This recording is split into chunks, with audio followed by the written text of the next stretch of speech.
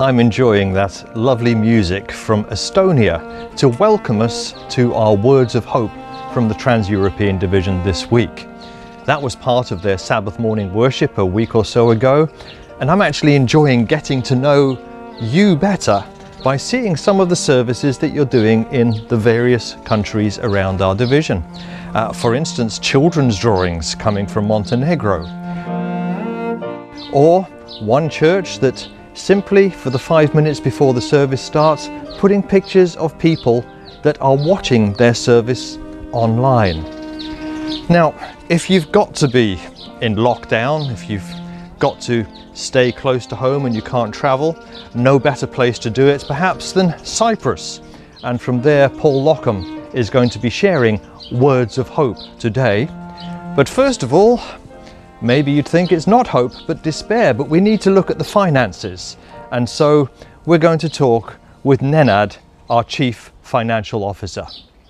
I don't often get the chance now to sit in your office and to talk things through. You've just come from spring meetings at the General Conference. You've got an overview picture of what's happening in the division. As the Chief Financial Officer, what's the picture you see of our division at the moment? Thank you, Victor. Yes. Maybe firstly I should mention that we are all facing this uncertainty on different levels. And my heart really goes out to those people who lost their loved ones. There is a big uncertainty, and that is possibly the worst thing about this crisis, that uncertainty that we actually don't know how long it will take and how much it will affect us. At the TD, our normal mode of operation is that we operate very efficiently. This is good practice, and it is according to our working policy as well. This means we have some reserves that we can use for our current situation.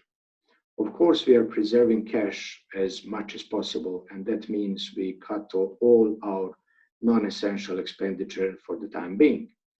We are also working with different scenarios for this year and exploring options of how we can further adjust. Of course, if this continues longer, we might be forced to take some more drastic measures. Same goes for our unions. We are in constant communication with them, and some of our unions might be struggling with cash flow fairly soon. To that extent, our aim is to continue supporting our fields, and we have our mission funding available for mission projects, especially those ones that are relevant to this current situation.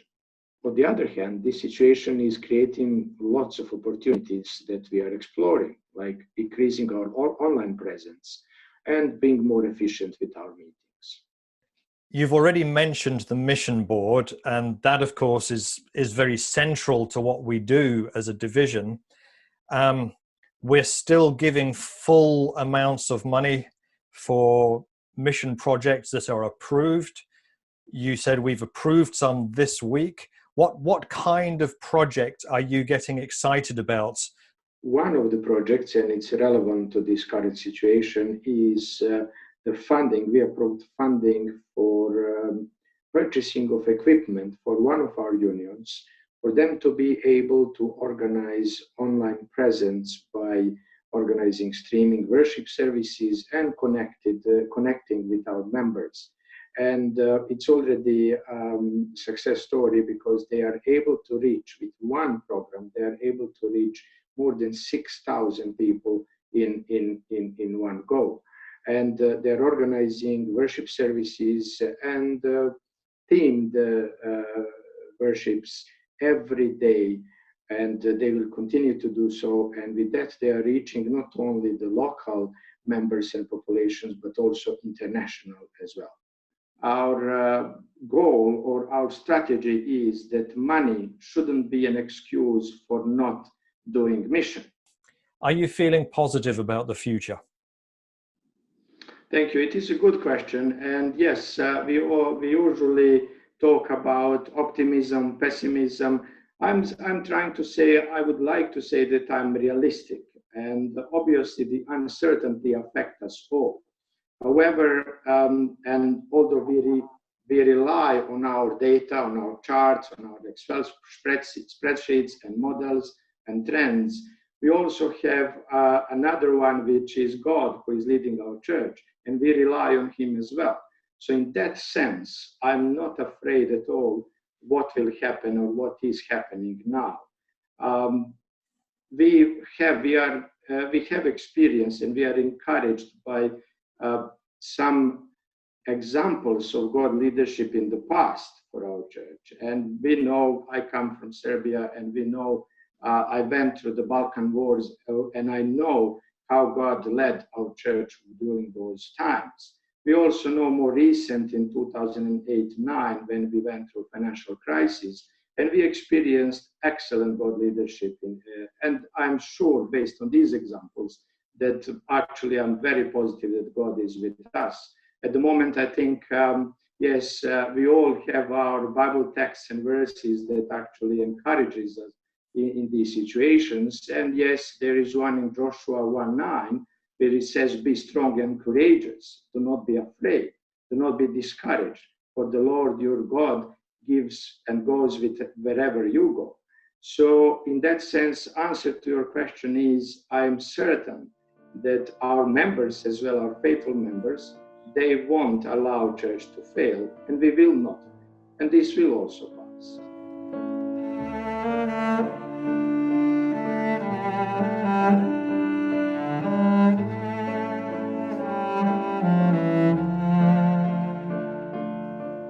Recently, one union shared with me example of a member, a returning former member, who basically left the church, and now after 30 years joined one of these online gatherings and actually decided to return to the church.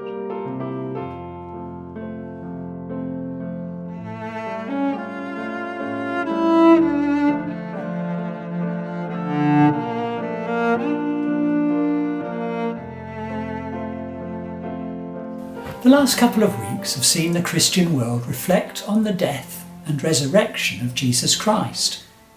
For Jesus' followers at the time, his death was not just an end to their normal, it was much more. The two disciples walking to Emmaus summed it up in these words: "We had hoped."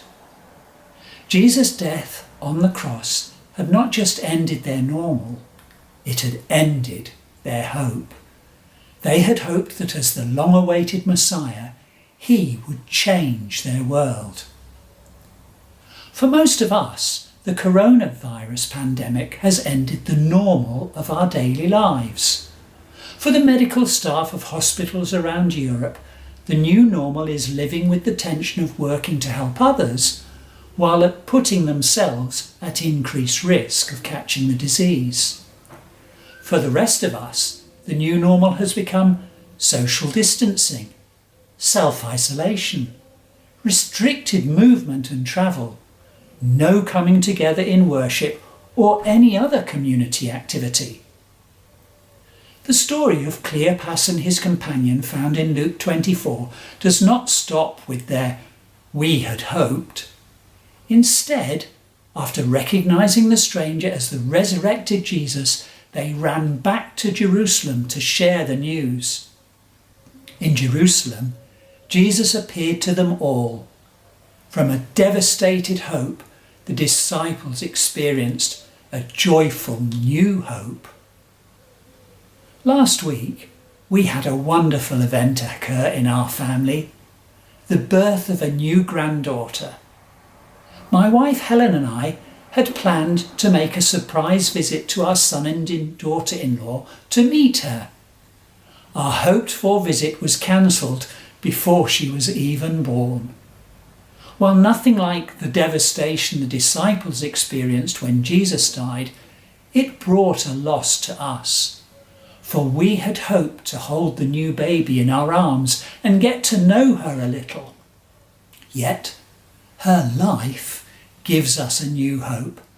A hope that when travel restrictions are eased, we will meet her. Following his resurrection, Jesus spent 40 days meeting with, encouraging and challenging his disciples to continue the work of the kingdom of God. Then he ascended to heaven. As they stood watching, they were challenged with the words, "Men of Galilee, why do you stand looking up towards heaven?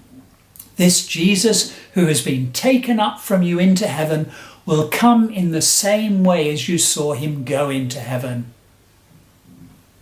He has gone, but he's coming again. Now there is a hope for this world to grasp. Out of a broken normality, a devastated hope, a new hope that is surer and more hopeful than any previously experienced. The hope of Jesus' return is a hope to live for daily. Live in hope.